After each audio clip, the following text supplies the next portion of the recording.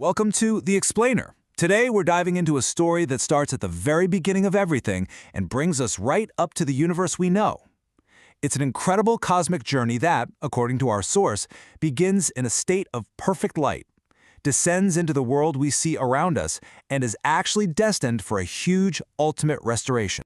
So our source material kicks things off with this really powerful idea, which basically translates to, the creation of the universe is a journey. Now, this isn't about some single instant event. No, this frames it as a grand, unfolding story. A story of creation, a fall from grace, and then an epic comeback. All right, so let's start where all great stories do, the beginning. Where does a journey this massive even begin? Well, according to this narrative, it all starts in a state of pure, unimaginable light. Picture this. Before there was anything, there was just this primordial light. Our source calls it Param. You can think of it as the raw material of reality itself, a massive cosmic ocean of pure energy and potential. It was the absolute source from which everything else would eventually come. But you have to ask, right? Where did even the light come from? Well, the text calls that source the Almighty Authority, the ultimate conscious origin point of, well, everything. This is the true beginning, the single will that set this entire cosmic journey into motion. So, how do you get from a single point of light to an entire universe? According to this story, the Almighty Authority didn't just snap its fingers and make everything at once. No, first it started crafting the architects, the ones who would actually do the building. And this whole creation process is described like a beautiful waterfall, a cascade. As you can see, it all starts with the three great divine beings, the Trimurti. Then from them came the 9 core souls known as the Navratnas, or the 9 gems. And from those 9 came the 108 seed souls who are meant to be the foundational builders for everything that followed. Okay, so with these architects now in place, the great expansion of life and reality could finally get underway. And this is where the scale of the story just explodes, starting with the very first population of souls. The process began with the creation of an initial 9 lakh. Now, for those of you who might not be familiar with the Indian numbering system, that's 900,000 supreme souls.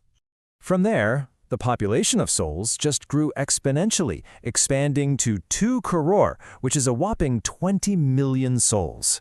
And finally, it reached this absolutely staggering number of 33 crore, or 330 million primary souls. And these are described as the original divine gods and goddesses that you might read about in a lot of ancient scriptures. Now, here is where it gets really fascinating.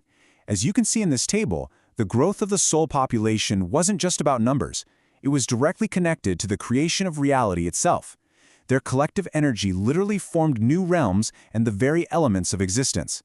So in this story, the souls didn't just live in the universe, they were actively creating it as they came into being. But all of this creating, this immense, continuous expansion, it didn't come for free. It came at a cost.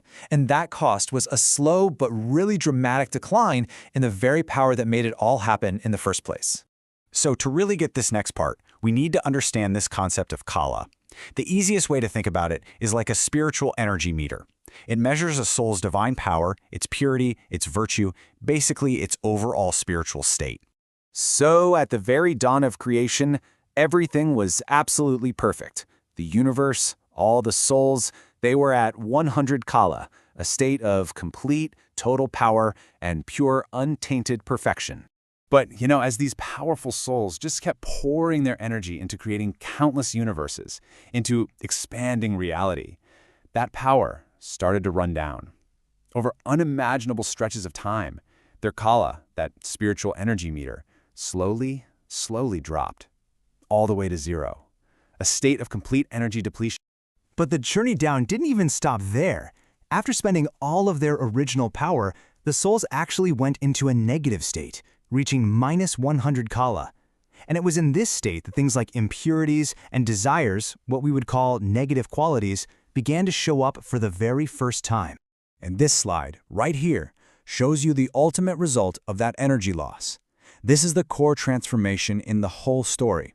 The original immortal world, called Amar Lok, made of pure, supreme elements with souls at full power, it devolved into the mortal world, or Mrityulok, and that's our world. The one we know, made of normal elements and inhabited by souls in that negative state, subject to decay and imperfection. But the journey doesn't end in this fallen state. According to our source, this entire decline was actually part of a much, much bigger story, one with a master plan for a complete and total renewal. Which, of course, leads to the biggest question of all, doesn't it? Is this it? Is this mortal state the end of the line? Is this decay the final chapter for the universe? And the answer our source gives is a huge, definitive no. The Almighty Authority has a master plan for a total cosmic reboot. And the goal isn't just a quick fix, it's to transform the entire universe back to that immortal world and restore every single soul to its original power and purity. And guess who's supposed to lead this massive task? Yep, those original 108 seed souls we met way back at the beginning of this journey. And this quote just brilliantly sums up the ultimate goal. See, it's not just about hitting a reset button and fixing what got broken. The plan is to lift the entire universe to a brand new state of perfection, a level so high that it can never ever decline again.